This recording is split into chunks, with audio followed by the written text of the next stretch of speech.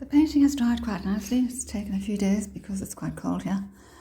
And because it's an acrylic background and an acrylic pour, I don't want to make it to be too closely, too similar to the oil painting, because I already have done 2 oil paintings of macaws.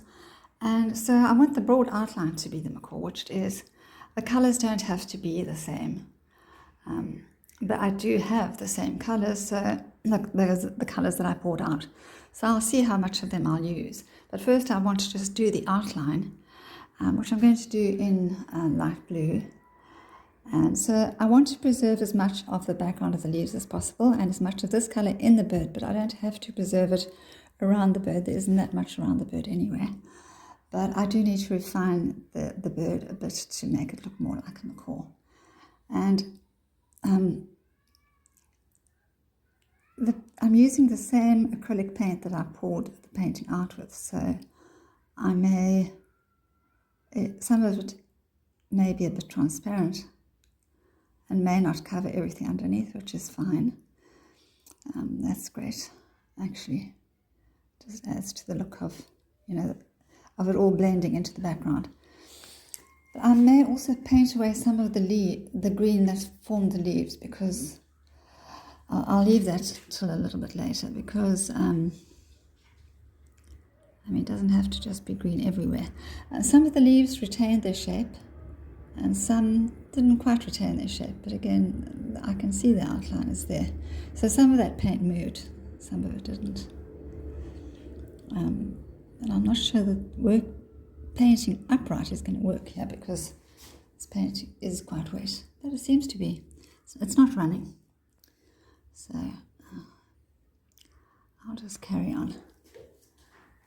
Well, actually, the tail needs to come down here. That needs to end there, and then this needs to be the other part of the tail here. So I've outlined the bird in blue where I wanted this guy to be. His tail is not going to be as long as that one, because this is a much smaller canvas. And I've painted his beak and part of his face in white, but it's hardly absorbing it. I think there's quite a bit of gold in there, although you can't see the lacing. You can't see the effect of the pearlescent gold from a distance or even close up, but it is there, and that's what's giving it this sort of multiple coloured look, the swirly look. But I think that the white and the red mixed together were not strong enough to really reflect the gold, pearlescent gold, the way I wanted it. But it doesn't matter now. It's enough gold. It's I'll just do this in this way. You can see the outline is there, and that outline is there, and then I'll add some red in here. I don't really need that white there. Well, it's hardly picking up the red. I'll just add a few feathery touches here and there. So I'll probably have to do 2 layers also on the head, and well, this would normally be black, but since it's not a realistic painting, it doesn't really matter. But I brought the blue in there and make that red.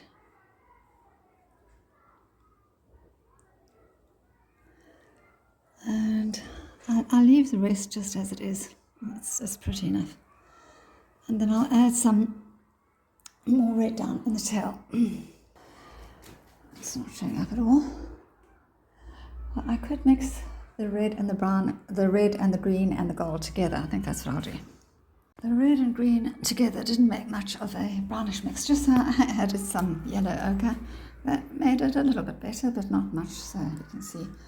I'll leave it for now for the next layer. In the meantime, I added a lot more gold to that mixture, and I'm going to use it to outline the leaves to make them look more like the rest of the colours in the background.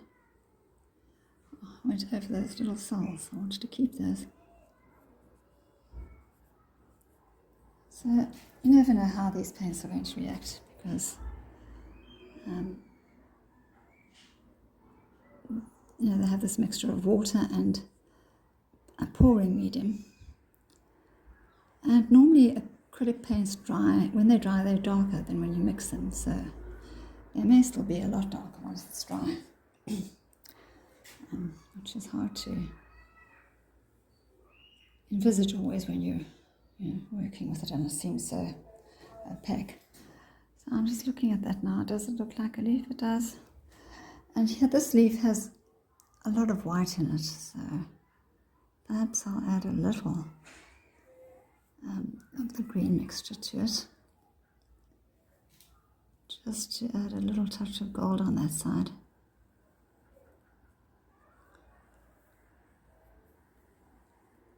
And they didn't have to be such big leaves, but they are now, so I could add a touch of red to them. Oh, here it's on the white, it's coming off quite green.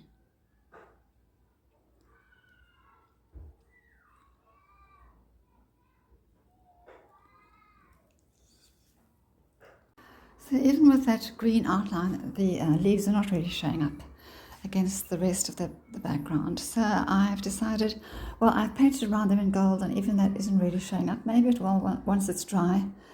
I painted the claws in gold as well, though the one claw I still have to wait for the branch to dry before I can go over it.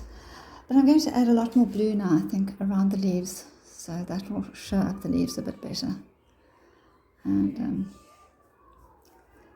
you'll still see it, because this is it's a mixture of blue and white, but it seems to be quite transparent, so it will still show, it will still reflect what's underneath, which is fine, because now in this painting I'm using all the different possibilities of how you can use a Dutch pour for an abstract painting, and that I've started out with a ring pour.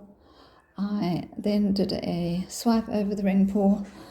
I left the painting to dry a little, not completely, just until it was kind of almost set, and then I made the shapes of the subject matter, the bird and the leaves, the branch.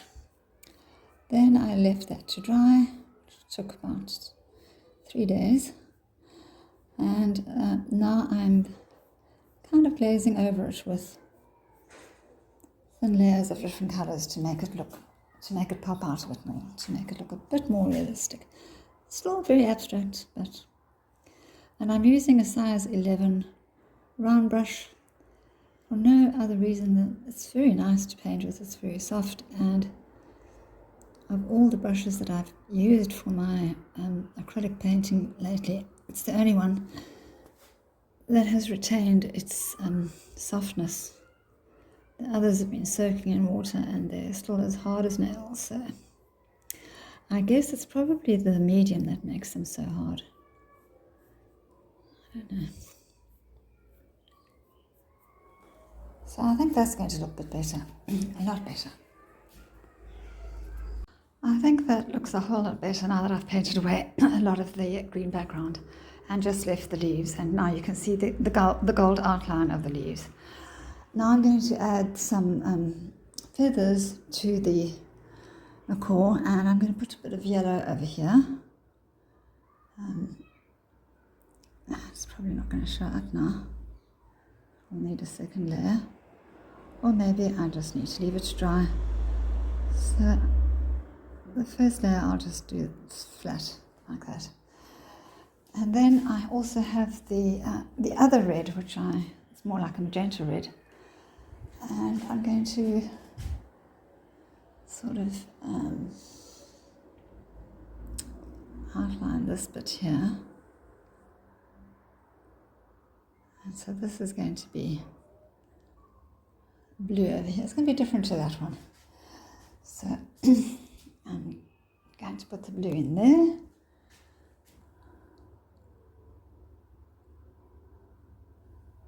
Although the magenta is so pretty. And down here,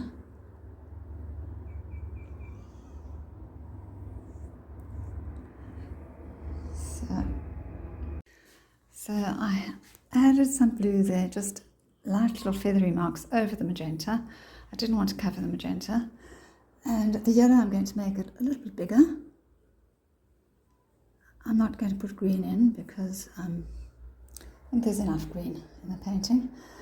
And this has come out with a lot of yellow and magenta, so I think I'll just leave it like that. May make a few feathery marks, but you know, I'm painting away what I want to paint and keeping what I want to keep. So the only thing that needs to be done now is another layer of gold. I think I'll just first go over the claws with yellow in order to make that gold show up. And then I'll paint over them in gold.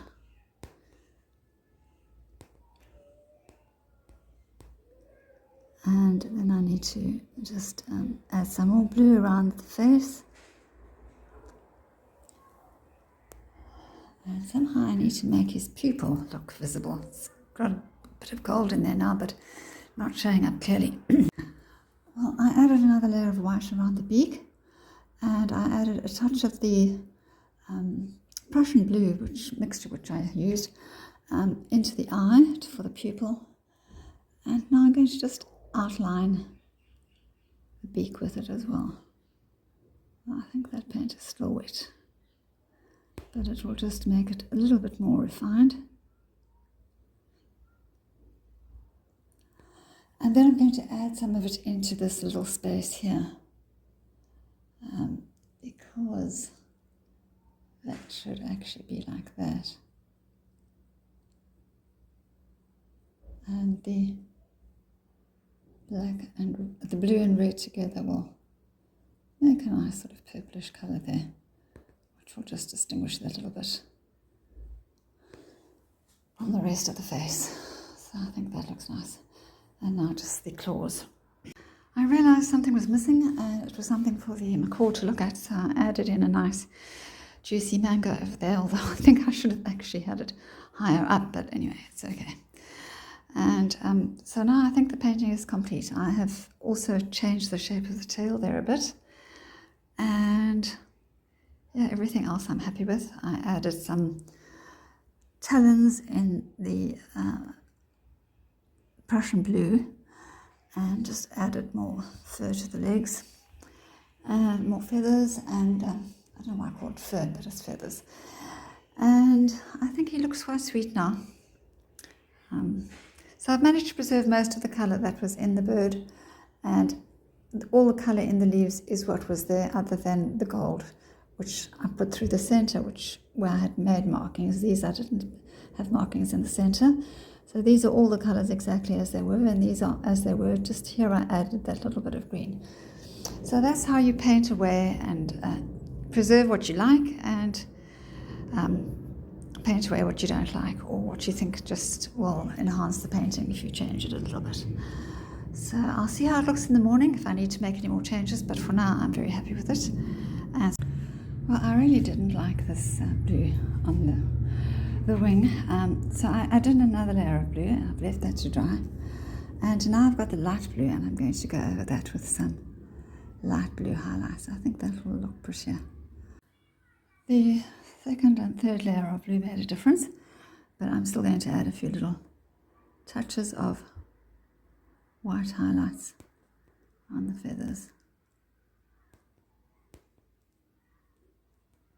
just to bring out the blue a bit more, and then a little bit of white around this edge here. So I think I'm happy with him. I think he's a very pretty macaw. Anyway, thank you for watching. I hope you enjoyed it, and please like and comment and let me know your thoughts, and let me know whether you've tried anything similar. And my next bird painting is going to be more like the dove painting over there, where I'm going to blow out a traditional sort of Dutch paw with a hairdryer, and so each